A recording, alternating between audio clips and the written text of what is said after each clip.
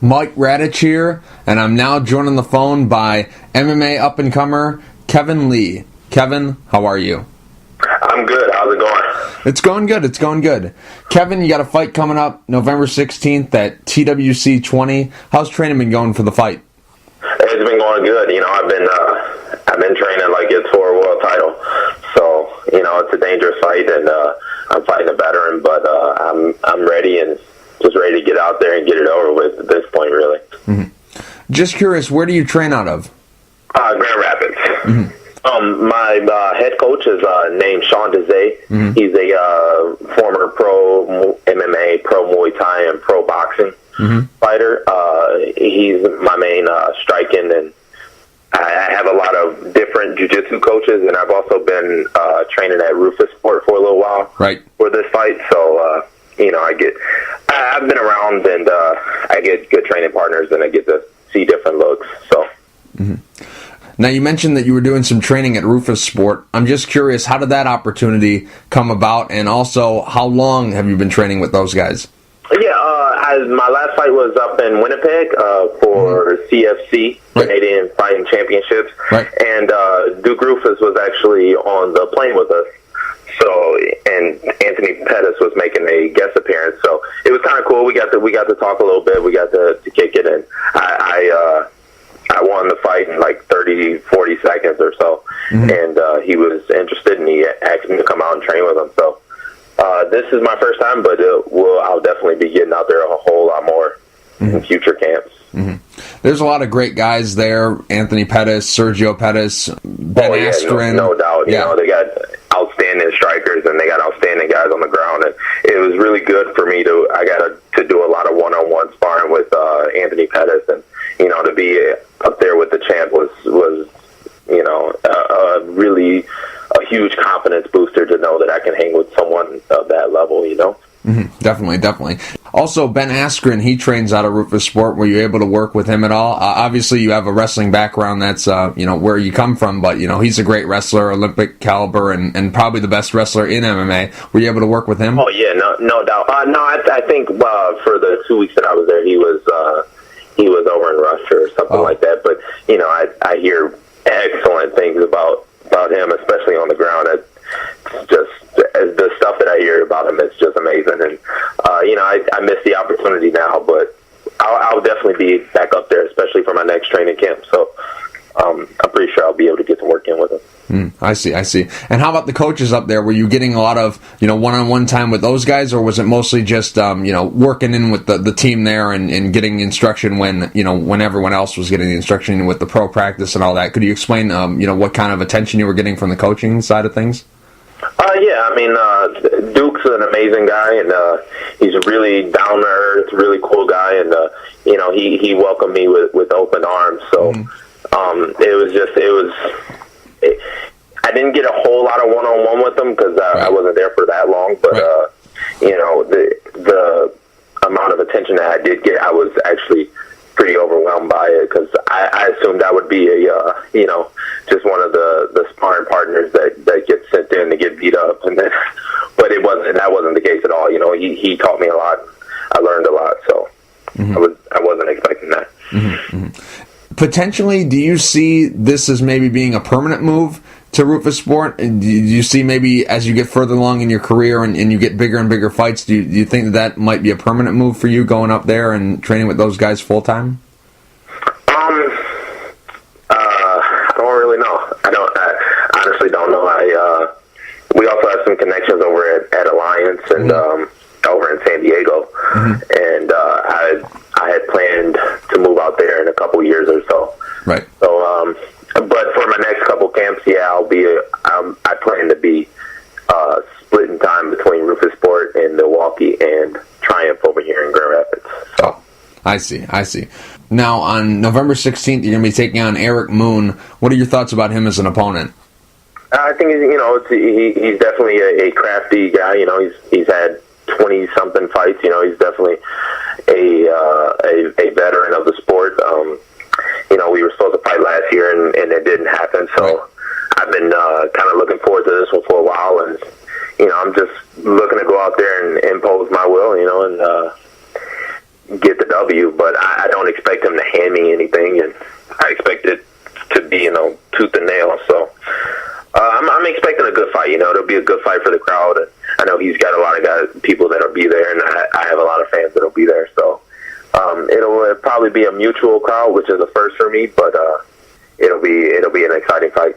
Mm-hmm. Mm-hmm. Were you supposed to fight Eric Moon at Impact Fight League 51 when you fought JP Reese? Was that the fight that you're talking about was supposed to to have happened, or was that a different date? Because, yeah. No, that was the fight, and okay. I showed up at weigh-ins expecting to fight him, and they switched opponents on us like literally the 10 minutes before weigh-ins, and I had already made weight and everything, and they're like, "Well, we got this.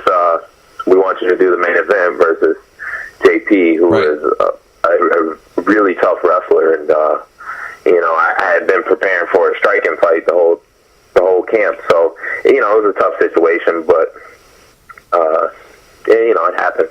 So. Mm-hmm. From what I understand, Eric Moon was your brother's wrestling coach. Is that true? Not full-time wrestling coach or anything like that. Eric does coach some youth wrestling, and my brother has been to a couple of his practices. My brother's a high school wrestler right now, and you kind of, especially during the summer, you kind of bounce between. Okay, this guy's throwing a seminar here, and he's throwing a seminar here. So my brother's just like me, and he likes to learn. So I went out to a couple of Eric's seminars. So, but no, he's not like his head wrestling coach or anything like that. Oh, I see. Now, what's your relationship with Eric Moon? Do you know him? I mean, obviously, your brother has worked with him. Do you know him on a personal level, or is he just a guy who is someone who's been on your radar because you were supposed to fight him once before, and now you're fighting him coming up on November 16th? Is he someone who you have a relationship with, or is he just kind of, a guy who just kind of runs in the same region, same circuit as you do? Yeah, I knew him before. I knew him through wrestling in high school. He wrestled, and he was a little bit older than me, so I kind of knew about him through wrestling and everything. But we never really hung out or anything like that. But we had a similar group of friends because he went to the school in the same area. So I kind of knew of him, but I didn't really know about him fighting until we were scheduled to fight. So. Was this a fight where you were, actively pursuing? Was this a fight that you wanted? I mean, obviously it was scheduled to happen once before. Was this a fight that, you kind of needed to have happen? Was it one that you wanted to pursue, or was it just something where it just happened to come back up and you're willing to take it? Was it something that you really wanted?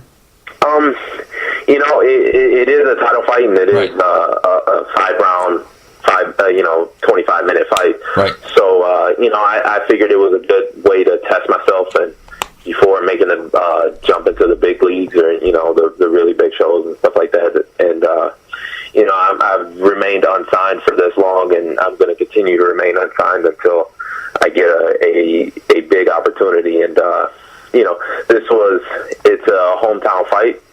Mm-hmm. Mostly, it's here in Lansing, and I haven't had many fights here in Michigan, so it was just an opportunity for me to fight here in Lansing, where some of my fans can come and watch me, and I'm not the underdog for once, the huge underdogs, and find the undefeated hometown guys. So the fact that it was Eric Moon who was the title holder was just a coincidence. Oh. I see.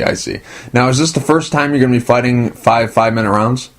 Yes, sir. Yes, it is. Yeah, but I'm not too worried about it. I've had a couple fights that went to decision, and in those fights, I just felt like I ran out of time. Each one of them, I felt really close to finishing, and if I would have had one more round, it would have been finished. And here, I get the opportunity to have more time.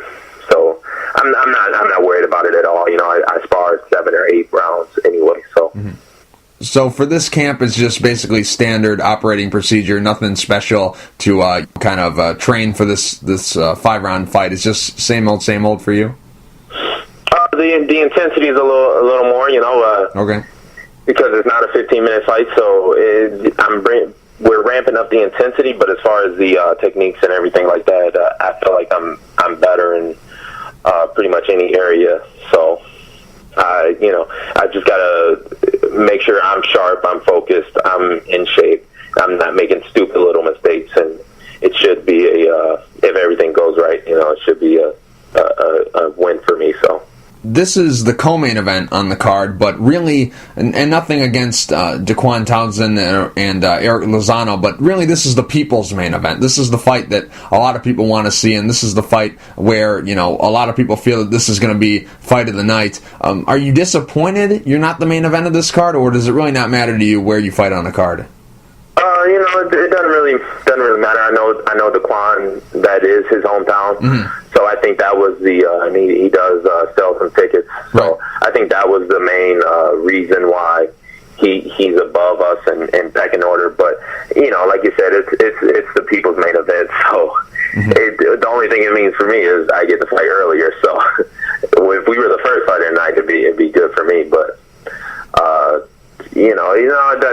that doesn't really bother me any. Like I said, all the people in the crowd will be. I expect them to be fans of mine after the fight. So. Mm-hmm. And now a fight you touched on a little bit earlier, the J.P. Reese fight. You mentioned you took it on a day's notice. You showed up at the weigh-in thinking you were fighting Eric Moon, and then you found out Anthony Trevino, who was supposed to fight J.P. Reese, was not going to be his opponent, and they gave you the fight.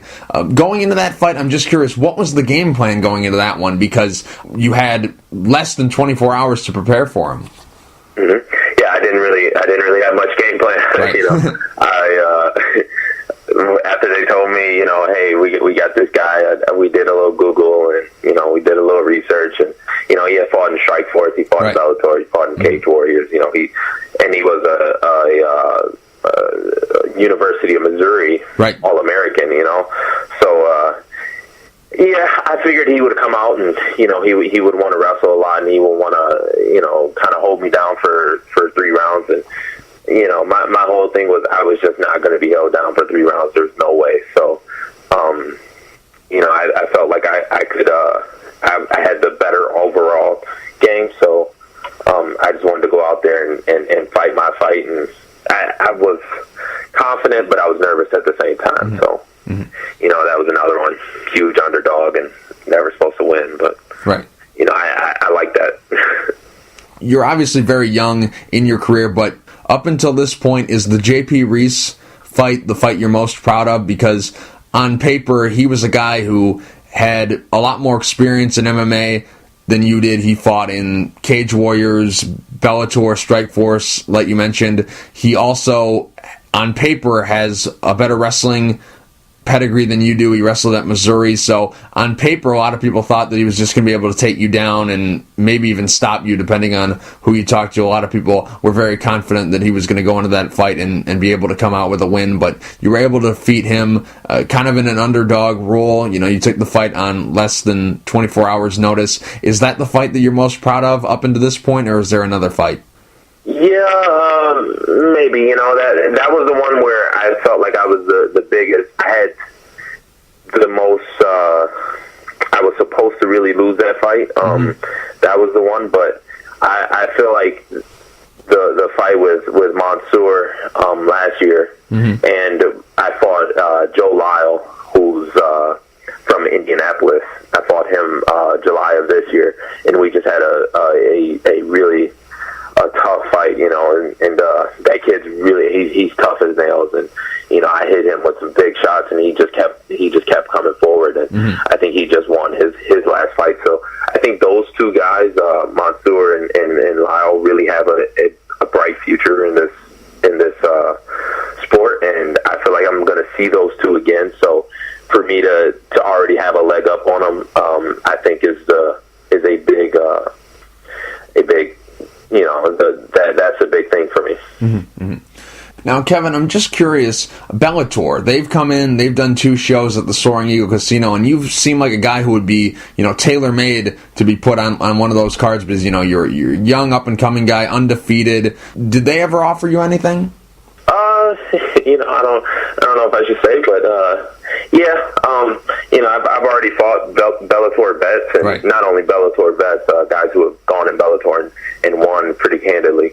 And I've fought and beat those guys, and they've approached me, but like I said, I'm going to remain unsigned until I get a really good opportunity. They're not the only ones to offer me a fight deal or something like that. But I've turned them down at this point. I'm still young. I'm only 21, so and I just turned 21. So I feel like I still got a lot of time left. I've got a lot more, 10 more years to fight, and I'm not gonna hold myself down, you know what I mean, and take the first opportunity that comes to me. So that's what I've been doing so far, and I'm setting my goals on one thing, and that's to get to the UFC. So I'm waiting on that. I'm not gonna squander that. Just curious, what do you feel that you have to do to make that dream a reality of getting to the UFC? Do you need to just continue to pick up wins here, get more experience, or is it going to take, maybe getting a UFC vet or something like that, get a win over him, and then that'll catapult you there? What do you feel you have to do? Yeah, the big thing was management. Being able to have someone to represent me, and I feel like I've found that person. That I think that's the big thing, because people have gotten in with far less experience than me and far less quality wins than I have, and with not as much talent. So it's a big thing. You can be the best fighter in the world if no one knows about you. You know what I mean? Right. So I'm pretty sure there's some guy down in Cuba who's the best fighter, but you got to have the right team around you to represent you, and I feel like I finally have that. So I'm expecting big opportunities to come through. This will be your fourth fight of 2013, which is a very incredible number considering, like you mentioned, Michigan, there isn't a lot of pro opportunities, so it's very good that you're getting fights outside of Michigan, because if you were just hanging around the local scene, you'd be fighting maybe once a year, maybe maybe not even that. I don't know. A lot of these guys who fight locally here don't get a lot of opportunities, and you've been able to get a lot of fights because you've gone elsewhere, but now you're getting this opportunity to fight in your home state of Michigan. So just curious, is 3 to 4 fights a year, is that a good number for you, or would you like more fights? Are you one of those kind of guys who would fight every month if he could? Is four fights in a year, is that a good number? Yeah, 4 or 5. I think that's a good number. I was supposed to have 5, but in February the organization didn't, or the fight bowed out or something like that. So I think 4 or 5 is a good number. I like staying pretty active, and I'm young and I train pretty much constantly. So I'm always in relatively good shape, and I'm always ready to fight. But we like to do it pretty scientifically. So I like to peak at the right times and stuff. So I'm not one of the guys to take a fight every weekend at this point or something like that. But a good 2-3 months between fights is a healthy schedule, I believe, and it's good for keeping the body right. Are you a full-time fighter, or do you have a second job? I am a full-time student as well, over here at Grand Valley State, and I'm in my senior year right now, so that's pretty much ending. But no, I consider myself to be a full-time fighter. Kevin, real quick before I let you go, do you have any sponsors you'd like to thank, and is there anything you'd like to say to the fans? Yeah, I'd definitely like to thank PatinoDiet.com and New Breed. They're both local Michigan companies, and I really love working with Michigan companies and keeping the business here in this state, especially in the Metro Detroit area. I'd definitely like to thank those two. All my training partners over at Triumph MMA, over Rufus Sports, for helping me out, and everybody else for coming out and seeing the good fight. So thank you. Kevin, thank you for taking the time to talk. I really appreciate it. Good luck November 16th at TWC 20 against Eric Moon. Thank you. Thank you for having me. I really appreciate it.